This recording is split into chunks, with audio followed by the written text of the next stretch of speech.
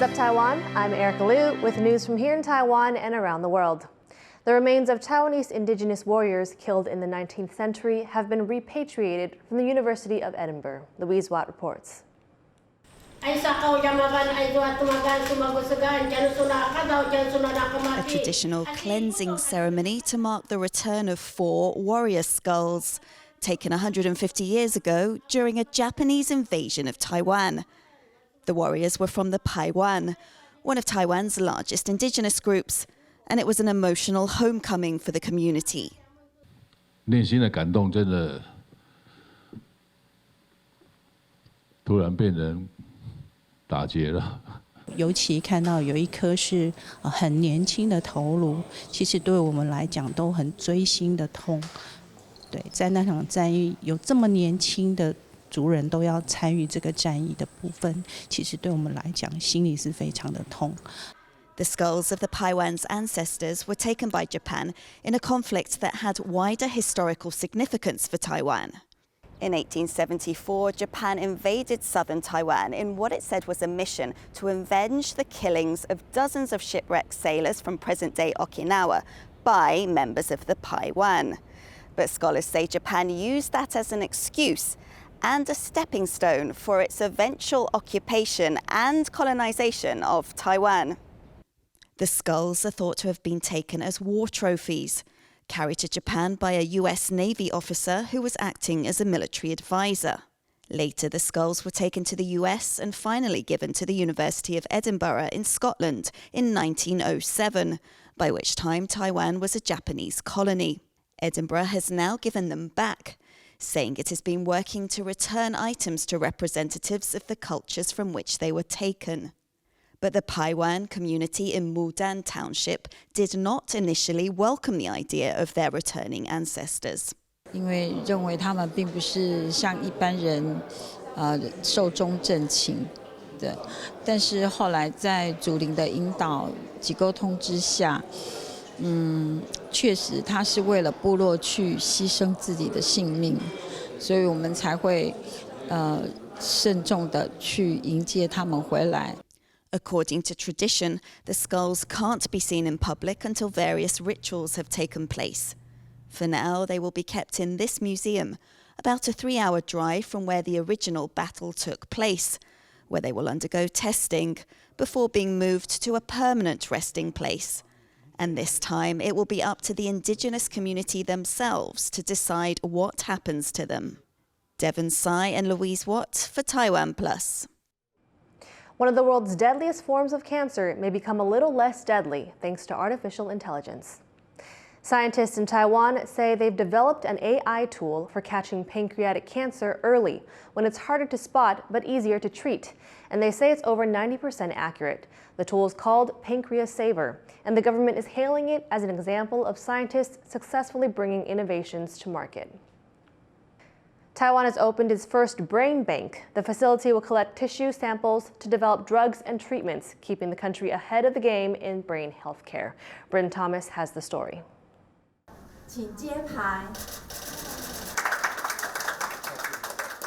Pulling back the curtain on the human brain. This facility at the National Taiwan University Hospital in Taipei is the country's first brain bank. It just opened its doors and will soon start collecting samples of brain tissue from deceased donors. Taiwan's medical community hopes it will prove to be a valuable resource for medical professionals. 台湾大部分的研究大概都神经的系统研究大概都局限于动物研究，理由就是因为没有人脑的组织，所以其实从动物到疾病中间跳过人脑组织，其实这是很大的一个我们说 gap。那现在至少我们有这样子的脑库，我们希望可以满足大家的需求。 Taipei's new brain bank joins an estimated 150 others around the world.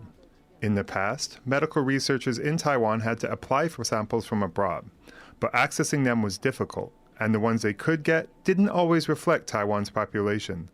Having a local brain bank creates a library focused on local diseases and disorders and provides samples with Taiwanese genetic makeup. It's hoped that this will help pave the way for better research and, as a result, better medicines and treatment. And although Taipei's medical community says it's a step in the right direction, they also emphasize that it needs community support. 第一个方向就是要让脑库能够维持运作，那这个卫福部这边会来支持。第二个方向的话是脑部的研究，那这个部分的话就政府就要靠这个科技计划来支援。And while most agree that the brain bank is headed in the right direction, it may take some time before its potential is fully realized. Leon Lin and Bryn Thomas for TaiwanPlus. A group of cancer survivors and supporters have set off on a bike ride around Taiwan. They're hoping to spread a message to other cancer patients and survivors. Tiffany Wong has the story. The Unshakable Knights. That's what this group of cancer patients, survivors, and supporters call themselves. They're on a 10-day bike ride around Taiwan to show people that with a strong will and positive attitude, they can conquer anything. The lead rider, Liao Shufang, was 47 when she was diagnosed with cancer. Although she had always paid attention to her health, she decided to try adding cardio exercise to her routine. Now she wants to encourage people to exercise more for cancer prevention and recovery. 还有一起运动，并不只有运动，那个是很多的是心灵上的一个支持，大家都有走过相同的经历。我突然觉得我的身体比以前更好，而且我们一起运动呢，你就可以创造出了更多的快乐。 Keeping the group running is Wu Xingchuan, a former marathon runner and colon cancer survivor. He hopes his story can keep cyclists motivated on the 10-day journey. 大肠癌3期，他这一刀我今天15年来没事，还是一张后起来家。 As long as cancer is detected and treated early, medical experts say exercise can help patients get better. 这样运动的对癌友的这个后续的生活品质甚至身体的抵抗力都会有很显著的提升。 This is the Taiwan Anti-Cancer Association's 11th annual cycling tour of Taiwan. A group of medical experts will accompany the riders as they cycle along the coast of the island. Riders hope their journey will help other patients find joy through fitness and give them the strength to fight cancer together. Luffy Li and Tiffany Wong for TaiwanPlus. Hundreds of surfers are gathering in southeastern Taiwan for the annual Taiwan Open of Surfing competition. Rick Glauert reports. Surf's up! More than 200 surfers from around the world take to the waves in southeast Taiwan for the country's largest surfing competition. And the waves are so fun, so yeah, my first impression was, wow, this place is amazing. Really good food, really good people, and I didn't expect the waves to be this good.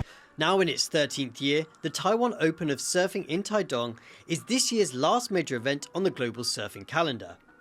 Here by the small village of Jinzun, competitors from more than 10 countries will battle it out for thousands of dollars in prize money over the next 6 days. 今年呢，也是国际冲浪联盟 WSO 年度最年底的2场最大的赛事，因此今年更有3位的奥运选手来到金樽一起共襄、一起竞赛、一起竞争。 Surfing is booming in popularity worldwide and was included as a sport in the Summer Olympics for the first time in Tokyo 2 years ago. The surfers here in Taidong are getting younger and younger. Chen Wanyu of Taiwan is just 12 years old and very much undaunted. For many of these surfers, the competition here on Taiwan's southern beaches is a warm-up for the Olympics. Taiwan has its own aspirations for Paris 2024 and hopes to send 2 surfers to compete. And with the country riding the wave of the sport's popularity, the surfing community hopes there could be more homegrown Olympic medalists here among the waves. Joseph Wu and Rick Glauert for TaiwanPlus. Thank you for watching What's Up Taiwan. You can visit the TaiwanPlus website or our social media for more stories from Taiwan and around the world. Finally, take a look at an annual kite festival in central Taiwan's Zhanghua County. I'm Erika Liu. Take care and see you next time.